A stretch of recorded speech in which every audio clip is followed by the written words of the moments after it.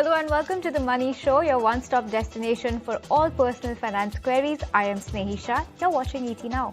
We have a power-packed show lined up for you on the first day of 2025. Joining us in the first segment is Mr. Harshvardhan Roongta to talk about how you can make the best of your personal finance planning in the new year. And in the second segment, we will throw open the counter to get your mutual fund portfolio queries answered. So do send us your queries on our WhatsApp number 865-797-4571. Or viewers, remember, you can also email us your queries on the Money Show at etnow.tv. But on that note, let's kickstart the show then and discuss what 2025 could shape up to be like for your personal finance portfolios as we approach the new year. Many of us are thinking about how to navigate the economic shifts, manage our finances effectively, and also tackle the economic uncertainty that we're seeing. To discuss all of this, we have Harshvardhan Roongta, CFP of Roongta Securities, joining us on the show to talk about how you should go about planning your personal finance in 2025. Mr. Roongta, great to connect with you and thank you so much for joining us. First of all, wishing you a very happy new year and welcome to the show. Now, some of the top things that one should be taking stock of early in the next year, could you highlight what some of these most important factors would be on your to-do list to tackle as soon as the new year begins? Well, it's the beginning of the year, so most certainly many people will be making resolutions. So if I may just rephrase the to-do list to say probably resolve to do, for your financial well-being? Well, there are a couple of them that I have noted down. The first one is that every individual should basically resolve to rather put all their investments or investments or expenses into insurances under the auto mode, which simply means that if there is minimum intervention wherein you have to take the effort of making an SIP or transferring money into the fund house, etc., it tends to get a little slack. So if you would attempt to put all your investments towards your mutual funds or insurance premiums towards auto mode, that will only ensure efficiency in timely payments. The other one would be that you would be disciplined with your investments and you would not try and time the market. So that's another very, very basic essence of good investment and good financial planning is that you'll be disciplined with your investments and not try to time the market, because invariably most of the mistakes are done when you're trying to outsmart the market and time the market. The third one is that you would focus on asset allocation and not chase returns.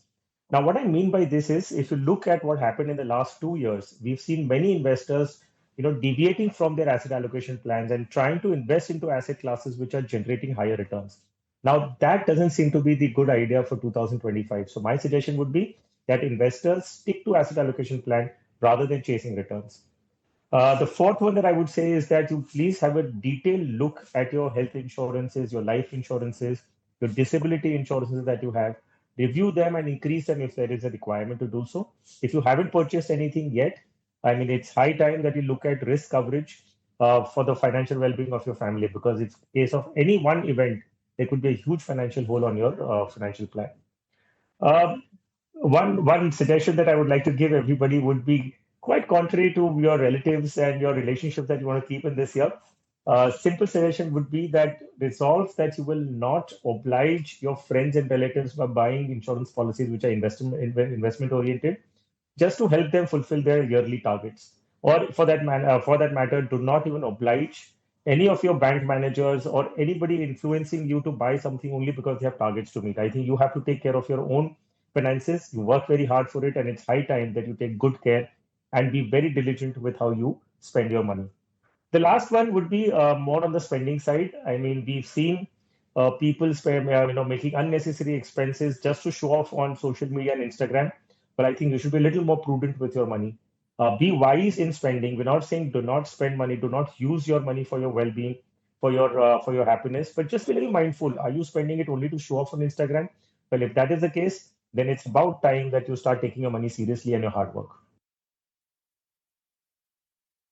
Well, yes, you did highlight that you need to periodically review your portfolio. Could you tell us what this frequency should be like and how often does one need to sit down and review their entire portfolio and their savings, investments, as well as stock holdings? So but there are two occasions on which you would want to review your portfolio. So one is, of course, it's time bound. So the moment you make a portfolio, you make a plan for yourself, you say to, you ask yourself, Do I want to look at it again after 6 months or 1 year or 2 years? So that is essentially the time frame that people would look at, depending on how your portfolio is constructed. So either every 6 months, every 1 year, or 2 years. So once in these three time frames, you would set yourself a target to have a look at it again. The other element on which, or the occasion on which you would look at your portfolio, review it, would be if there is any life-changing events that are happening in your life. Say, for example, you got married, or you have a child now, or you lost your job, or you've switched your job, switched your cities. So, if there is any such event that has prompted a change in certain finances, then you would go back and look at it. So, there are two occasions, as I said. One is a fixed time period, which is 6 months, 1 year, or 2 years, or the other end on an happening of an event which requires to relook at your finances. Well, Mr. Roongta, I came across a very interesting Bank Bazaar report, and we were also chatting with the author of the report recently. And this is on the health insurance front, overall insurance front. The health coverage has improved marginally in the year that went by, but a drop was seen in life coverage. The percent of people who had neither coverage, health or life, has nearly doubled. Help our viewers understand the importance of being adequately covered by life or health insurance.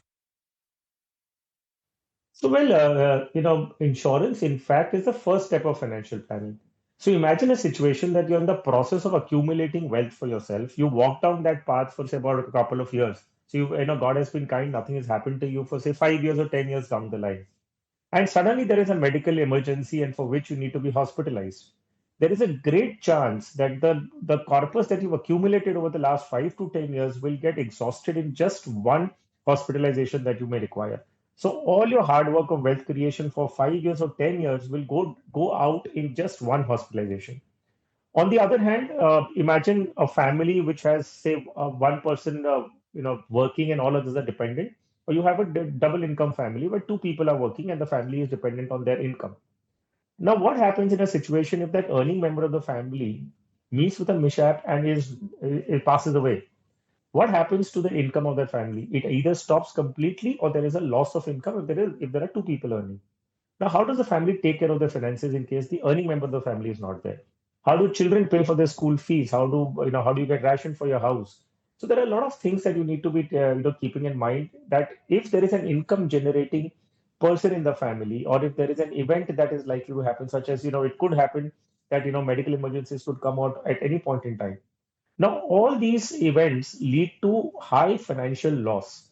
Either it could be in terms of medical expenses, or it could be death of the earning member. Insurance basically protects the family financially from all these events. So if you buy a good health cover, a good mediclaim cover for your entire family, including newborn children, then if anything was to happen in terms of health emergencies, the mediclaim takes care of that expense and you don't have to dip into your financial savings, which can be used for future goals such as children's education, retirement, house purchase, whatever that may be.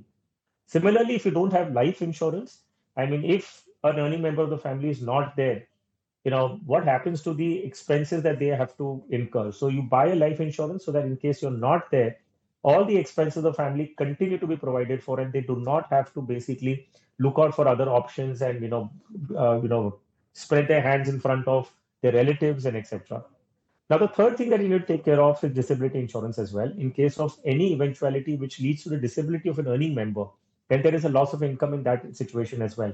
So there are specific disability insurance covers which provide for replacement, or they provide you a fixed lump sum money in case of any disability, so that the person, while he's alive, he or she is alive, can use that money for their expenses.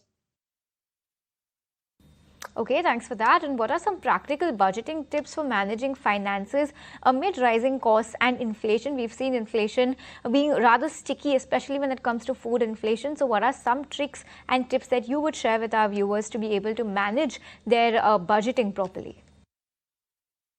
So, well, Snehi, actually, budgeting is a very important exercise, and that can be done when you break your expenses into three parts.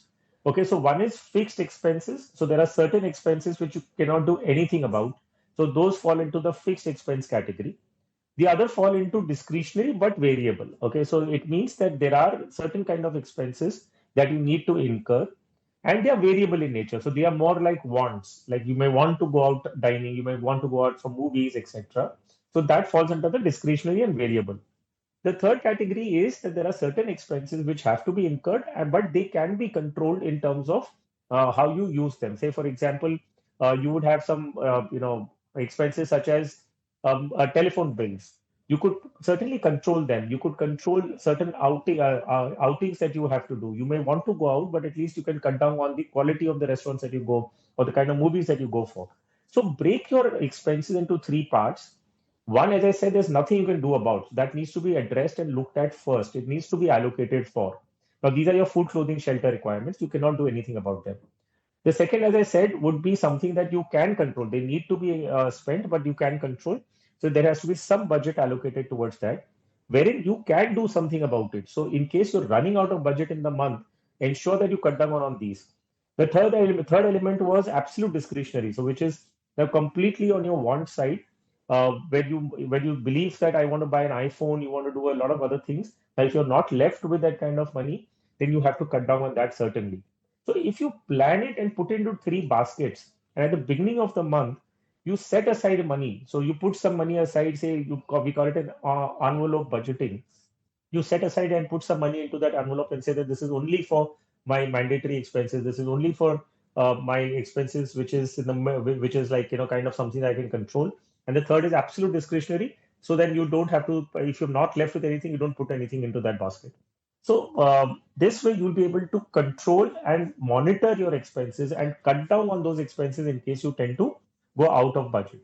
Most importantly, if you're used to using your credit cards, because everything is online these days and invariably you'll be using your credit cards, one very effective manner to manage your expenses on the credit card side is, though you may use your credit card to spend money instantly, so you may just buy something through a credit card, make sure equivalent amount you put it in cash in another account or you put it in an envelope and keep it aside, so that as and when your bill comes for the credit card, you can settle it out of that envelope. So it's not that spend today and worry tomorrow. You're spending today and putting an equivalent amount of money available with you. So it's taking it out of the monthly budget, putting it aside. You have it ready when the bill comes, and you can pay that credit card bill. So these are a few tactics that you could possibly use to control your monthly expenses, be within the budget, and actually know what is happening with your money.